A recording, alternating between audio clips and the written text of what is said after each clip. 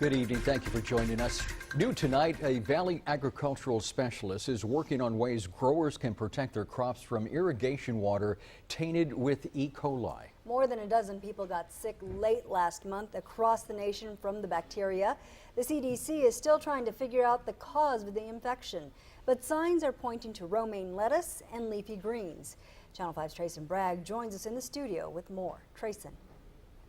The agricultural specialist says the formula will kill the bad bacteria without harming the produce. Jackie Cortez moved to the Valley with her husband 2 years ago. The two enjoy heading to local restaurants and sampling local cuisine. Cortez says the North American E. coli outbreak has her family concerned.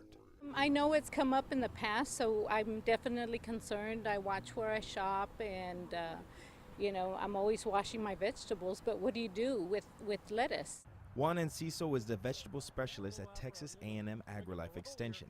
He says one E. coli strain carries a toxin that can cause kidney failure. He explains in the valley, E. coli may be spread through untreated irrigation water.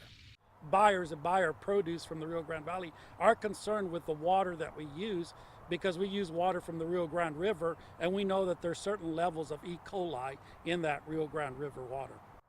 Juan Enciso says he's a part of a team that's working to kill off that bad E. coli bacteria along with other bacteria in our irrigation water. And they're doing so by experimenting on baby spinach.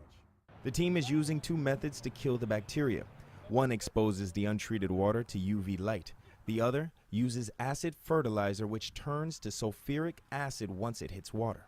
Other things that we know that reduce these microbes are acids. They don't like it. They don't like being in an acid environment, an acidified environment. So we could use acid fertilizers that would reduce their numbers. Enciso says the formula is proving effective in drip and flood irrigation.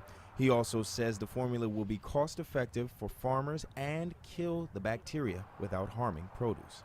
Cortez says for now she'll be careful about where she eats. Enciso says the E. coli levels in the E. coli levels in the Rio Grande are at non-harmful levels. However, he says the only way to ensure that you won't be exposed to the bad E. coli bacteria is to cook all of your fresh produce. In the studio, Trayson Bragg, Channel 5 News at 10.